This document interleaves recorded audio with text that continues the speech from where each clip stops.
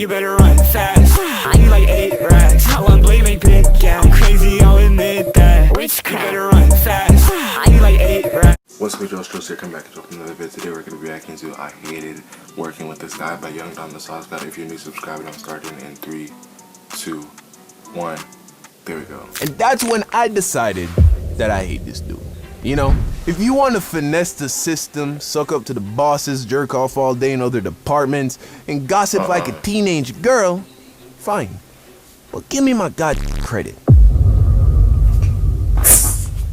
700?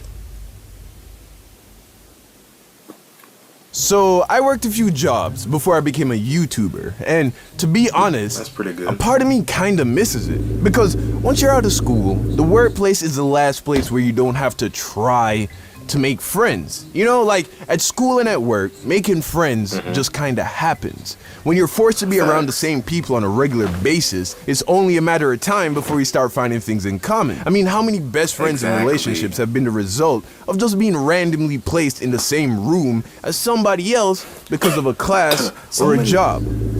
But not everyone you meet at work is cool, right? For every chill, funny, likable person you meet at work, there's gonna be someone else that just knows how to get under your skin.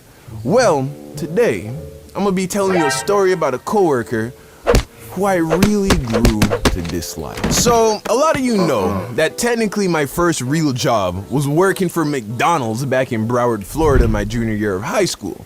But it didn't take me more than a couple months to get fired, so I don't really count that as my first real job. To me, my first real job was when I worked for Dick's Sporting Goods. Shortly after Chill, that's a little sus.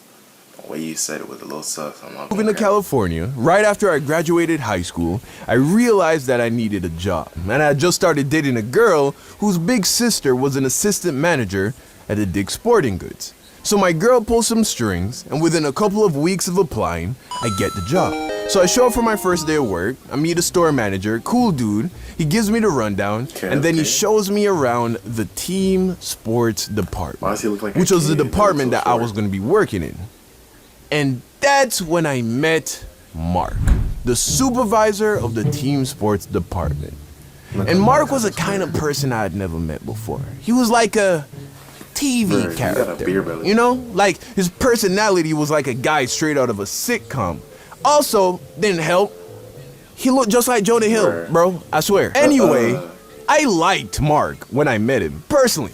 I thought he was an interesting character. You know, he was always decked out in the freshest Nike gear, he was very charismatic, and he knew everything about baseball, which I knew nothing about. And since baseball was our top-selling product, I found myself constantly asking him questions, and he was always very nice and patient with me.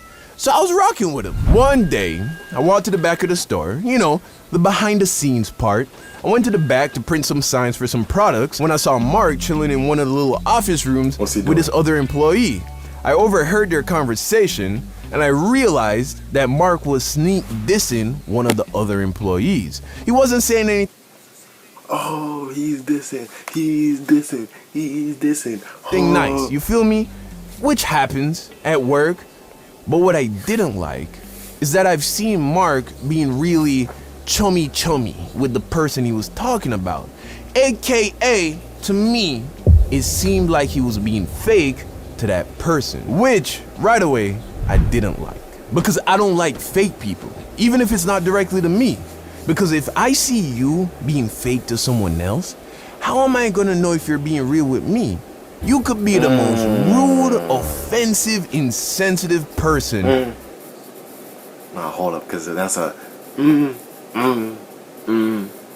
I'd rather hang out with that guy because at least I know he's honest. But if I think you might be fake, oh man, I'ma keep my distance.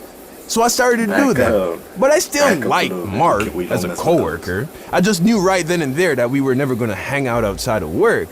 But that's fine, as long as he continued to do his job and continue to be a reliable supervisor. Well, then you know, who and what he chooses to talk about with other people, well, that's not my business. So, I wanted to be a great employee. That's just who I am, right? I'm competitive, and anything I do, I try to do really well. So anything that was asked of me, I tried to do it at a high level and with a great attitude. And I don't think it took long for Mark to recognize that. Because in a matter of days of working there, Mark had me running around the store doing everything, right? Cleaning the bathroom, moving heavy equipment, organizing the back room, fixing apparel, any and everything. And at the time, I didn't think anything was wrong with it. You know, I was a new guy. I had to earn my stripes and I was getting paid by the hour. So I did what Mark told me to do.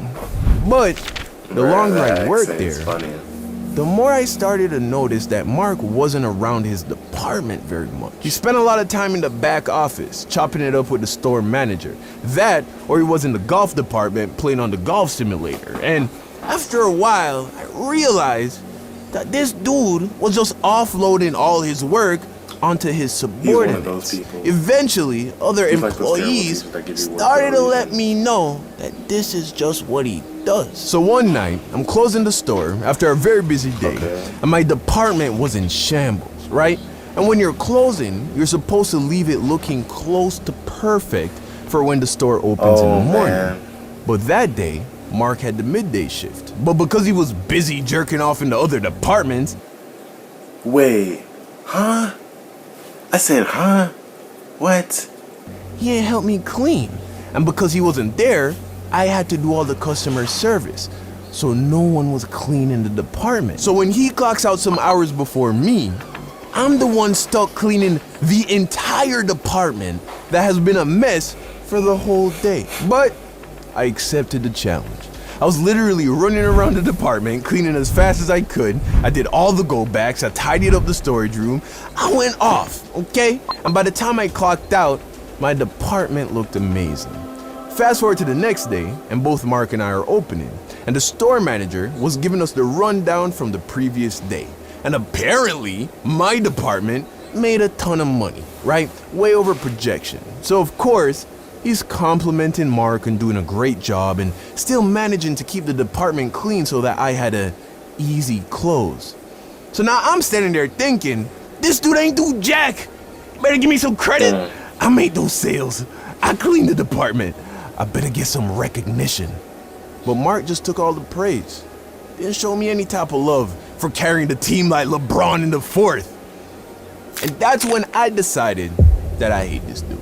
You know, if you want to finesse the system, suck up to the boss's Bruh, I'm never working for a boss who makes me act like a slave and do everything in the off store. all day in other departments and gossip like a teenage girl. Fine, but give me my goddamn credit. So I said, you know what? I'ma take a page out of Mark's book and I'ma start big chilling.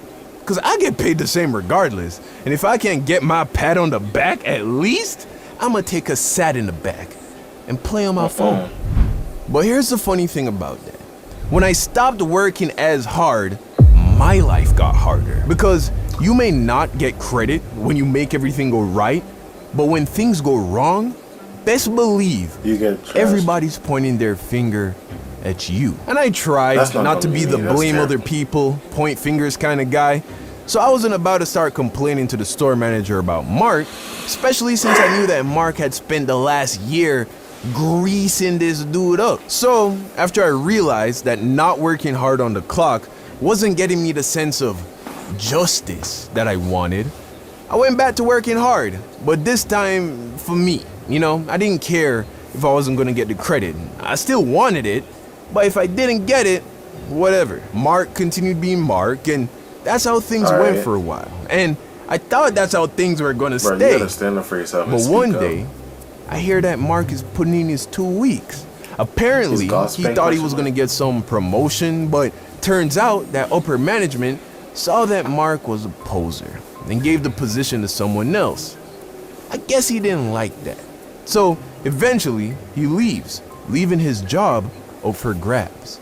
And guess who gets promoted to being the new department supervisor? This other guy, who was there longer than me. But yeah, he was a good... That's tough, but yeah, this is the end of the reaction. If y'all enjoy, make sure you subscribe, and I'm out. Hey, can I bother? Can we Thomas the trainer? I think I can. Pull up and water me like I'm dead in your revenge. The big face of 2 can say